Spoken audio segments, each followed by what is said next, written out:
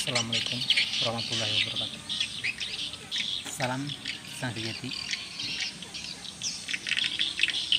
Sebagai insan manusia, janganlah kita memandang seseorang hanya dari luarnya saja, karena kita tidak tahu apa yang ada di dalam hati dan dada mereka. Belum tentu orang yang kita pandang itu sederhana, orang itu yang dipandang kita itu jelek, tetapi mempunyai hati yang bersih. Sebab Tuhanmu tidak memandang rupa dan wajahmu, surbanmu, jubahmu, tetapi hatinya, ilmunya. Demikian pula dalam peribadatan, dalam ketauhidan kita kepada Tuhan yang Maha Esa, kita harus benar-benar tahu siapa dia sebenarnya. Dia yang Maha Kuasa, yang Maha Melihat, Maha Mendengar, dan Maha mengabulkan segala yang apa yang kita pinta. Cuma satu, kenapa dikatakan Tuhan itu Maha Melihat? Kenapa Tuhan itu dikatakan Maha Mendengar? Kenapa Tuhan itu dikatakan Maha Tahu? Berarti dia mempunyai kenyataan ada. Memang Tuhan itu ada. Nah, di sini banyak kesalahan dalam paham orang ahli fikih dan juga orang ahli syufi atau tasawuf. Itu berbenturan tentang paham tentang ketuhanan. Kata orang fikih, Tuhan tanpa wujud hanya ada nama. Lah, mustahil ada nama tanpa ada wujud. Sedangkan orang paham, orang ahli ma'rifat Allah, ahli tasawuf mengatakan Tuhan itu bersifat wujud, artinya ada. Mustahil tidak ada, wajib bagi Allah Ta'ala itu ada. Kedua, sifatnya kidam, artinya sedia. Ketiga, baka, artinya kekal. Nah, di tiga sifat ini sudah jelas bahwa Tuhan itu nyata ada. Makanya kita wajib sebagai umat muslim itu belajar, yaitu dengan belajar sifat 20. Dari wujud, kidam, baka, muhafatuhulil hawadisi, qiyamuhu ta'ala binafsihi, wahdaniyah, udrat, iradat, ilmu, hayat, sama, basar, kalam, kadirun, maridun, alimun, hayun, samiun, basirun, mutakalimun. 20 sifat wajib bagi Allah Ta'ala itu, bukan punya manusia. Manusia tidak punya apa-apa.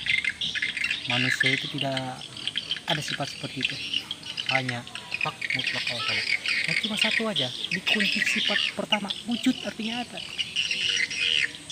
Apakah kita sudah mengenal sifat Tuhan yang bersifat wujud itu? Coba tanyakan kepada para ustadz-ustadz itu. Sebanyak sampai ke tanah, ya kan, ahli kitab, banyak kitab-kitab yang dipelajari dan belah ini segala, ya banyak lah. Apa dia tahu?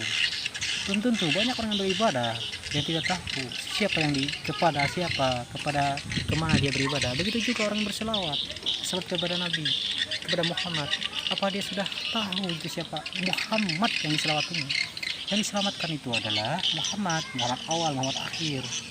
Aku Muhammad yang tidak pernah akan lenyap, tidak pernah akan hilang pada diri insan itu sendiri. Nah, kalau kita tidak tahu Muhammad, tidak tahu Allah, bagaimana? Sedangkan kita bersaksi kepada Muhammad hanyalah Rasul utusan Allah. Sedangkan kita bersaksi Kristen kita ini menyatakan Muhammad Rasulullah, karena tanpa ada Muhammad kita tidak akan bisa mengenal Allah. Kunci pertama aja dulu, pertama dan utama, mengenal Muhammad. Apakah Muhammad itu sudah kita kenal? Tanpa Muhammad kita tidak akan pernah mengenal Allah. Tanpa kita mengenal Muhammad berarti kita tidak akan kenal Allah. Maksud di sini apa? Dalam pengenalan itu, dalam pengenalan itu artinya kita harus mengetahui benar-benar siapa itu Muhammad, ya. Muhammad itu kuncinya, kunci utama itu Muhammad Rasulullah, Rasul.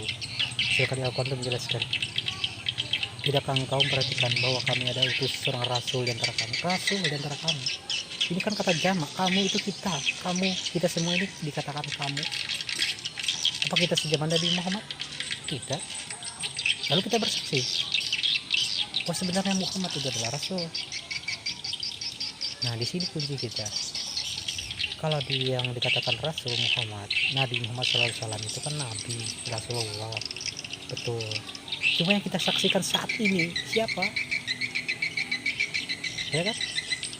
Nah disitulah baik kita sebagai umat Islam, umat Muslim harus benar-benar mengetahui ini.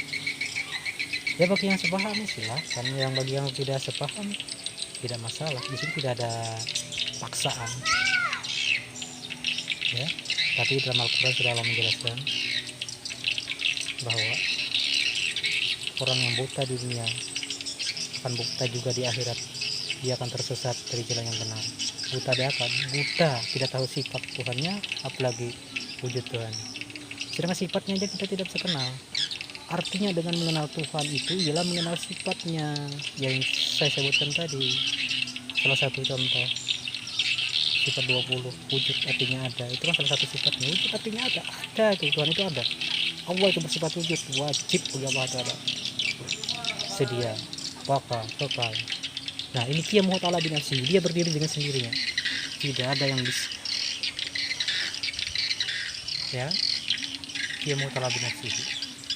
Nah juga dia kan mempunyai sifat, tujuh sifat, artinya dia mempunyai sifat salabiyah, makni dan maknawiyah. Salabi ada 5, salabi 1 ya, maaf, salabi 1, salabiyah ada 4, makni ada 7, maknawiyah ada 7, jadi totalnya 20. Contoh kita sifat makni aja lah, kudrat, iradat, ilmu, hayat, sama, basar, kalam. Berarti kita tidak mengenal itu. Kudrat artinya kuasa, iradat artinya tahu, ilmu artinya tahu, hayat artinya hidup, sama artinya mendengar, kalam artinya berkata-kata, basar artinya melihat. Nah itu kan sifat Tuhan, jelas kan? Maka Tuhan mau melihat, mau mendengar. Mungkin orang yang tidak sependapat dengan saya mengatakan ini adalah ilmu sesat, ilmu ini, ilmu segala macam, belum tentu, ya kan? Sedangkan di orang menggunakan syahadat itu kebanyakan dengan bahasa adat mulut, syahadat ucapan. Tapi ingat, dalam Al-Quran Allah tidak pernah mengambil kesaksian pada mulut. Ingat surat Al-Araf ayat 172, silakan buka. Di situ sudah tertulis, ketika kami jadikan anak cucu Adam, kami titiskan dalam sulbi mereka, dijadikan pertama kali dengan anak cucu Adam, kami mengambil kesaksian daripada jiwa roh mereka, agar di kemudian hari tidak akan diucapkan lagi. Apa katanya?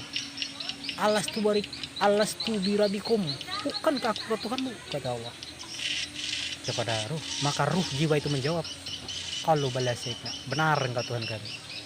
Nah kita dulu sudah bersaksi, kenapa sekarang kita ditanya siapa Tuhanmu? Allah cuma tulisan nama, tapi tidak mengenal. Kebanyakan orang tidak mengenal Tuhan. Ya cuma demikian saja dari saya. Mungkin saya juga masih belajar. Bukan guru, saya masih anak muda lah, ya kan? Bukan ustadz, bukan kiai. Cuma mengasih jalan agar kita benar-benar mukmin, bukan hanya Islam banyak, Islam indanas, tapi kafir Allah. Islam sisi manusia, tapi kafir di Kristen. Kenapa? Tidak kenal akan Tuhannya. Kalau baca syahadat, orang non muslim juga bisa banyak. Kalau baca Quran, orang non muslim juga banyak, bisa semua. Tapi yang saya jelaskan tadi belum tentu semua orang tahu. Demikian saja. Assalamualaikum warahmatullahi wabarakatuh. Salam sang jati. Awaludin ma'rifatullah. Awal orang disebut dengan benar-benar beragama itu ialah mengenal ilah Tuhannya.